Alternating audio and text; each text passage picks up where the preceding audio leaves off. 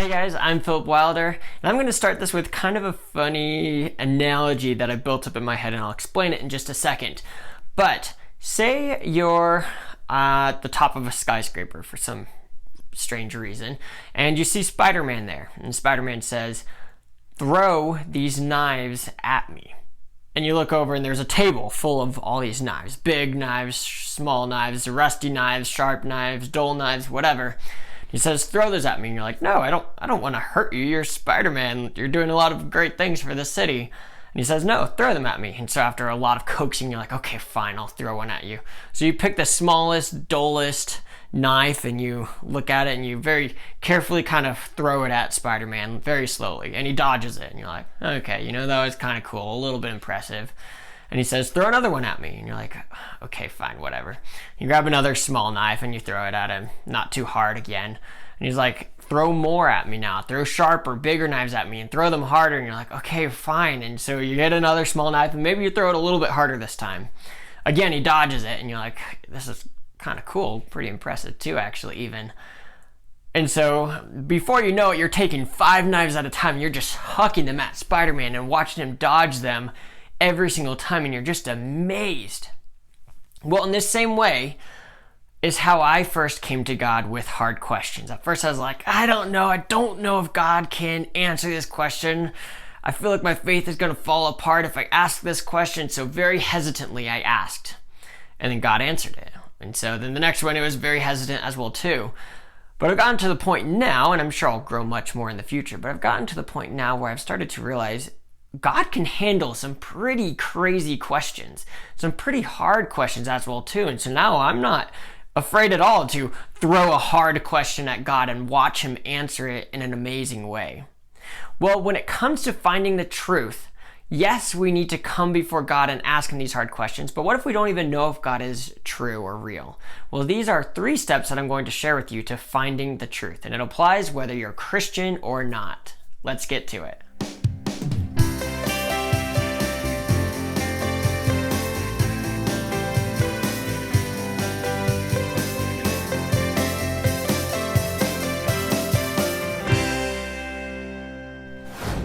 So I'm going to be heavily relying on the book of Proverbs, which is the book of wisdom, basically. So the first step that I want to look at is that of time. In order to find the truth, you need to input the time. And I'm going to jump to Proverbs chapter 3, verses 13 through 14. And it says, "Blessed is the one who finds wisdom and the one who gets understanding. For the gain from her is better than gain from silver, and her profit better than gold." Well, it starts off in verse 13 and it says, "Blessed is the one who finds wisdom." Well, how do you find something? You need to search. You can't find something without searching, which means you need to put in the time. Sometimes it could be hours or days or months or years, but you need to put in the time, whether it means picking up that book or searching online, maybe looking at YouTube or asking people from various perspectives in life. In order to find the truth, you need to put in the time. You can't just expect the truth to come to you.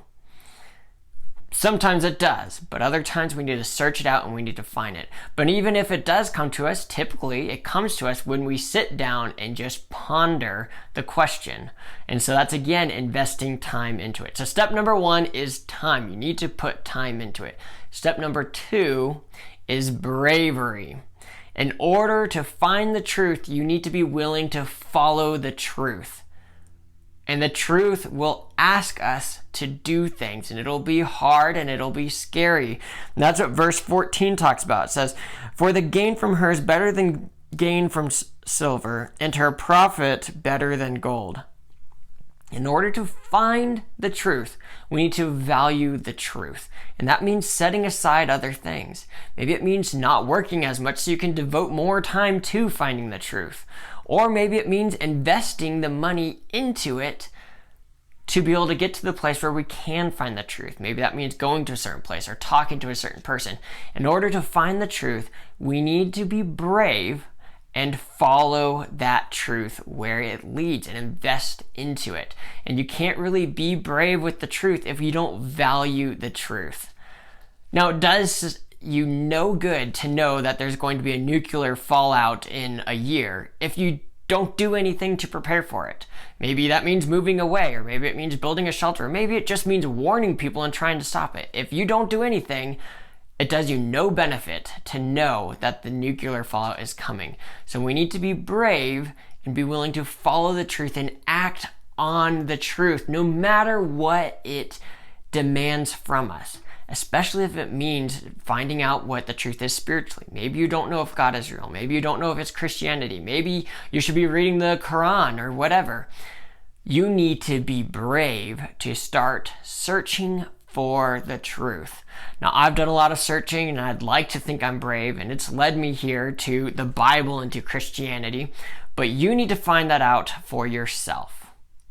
So be brave, put time into it, and be brave to follow it no matter what it asks of you, because it could ask you to give up relationships, to give up family, to give up friends. But if it is the truth, you must follow it. You need to be brave, or else you will not find the truth.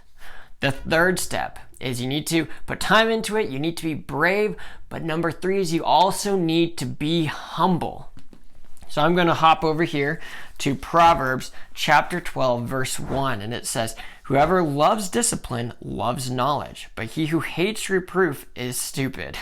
A little bit harsh, you might think, but it's true. Think about it. If you're too proud and you think for sure you're certain, you will never find the truth, because every time you go looking for the truth, you are only going to get out of it what you already thought was true, because you're too proud to recognize that you could be wrong. So every time you go into a conversation with someone, or every time you open up that book or start looking online at these journal articles, you need to question yourself and ask, am I willing to admit that everything I believe could be wrong? And this is important even for us Christians. We need to be coming at the truth, questioning, am I wrong? You need to know for sure that you're right, and that can only happen by first coming at it at a state of humility. And that's why I think this verse is so important. It says, "Whoever loves discipline loves knowledge, but he who hates reproof is stupid." And the reason why is because truth corrects us. It disciplines us. It tells us we're wrong and tells us to go in a new direction. If you're too proud, you're not going to like somebody telling you that you're doing something wrong. You're just going to ignore it and not even look at the truth of it. But if you're humble and somebody says, hey, this thing that you're doing is wrong, then you'll be willing to understand that you need to start seeking out the real truth and maybe change your ways. So step 1 is time. You need to put time into it. No matter how brave or no matter how humble you are, if you're not putting time into it, you're never going to find the truth.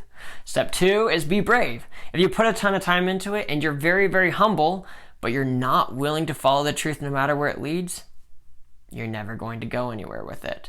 Step number 3 is you need to be humble.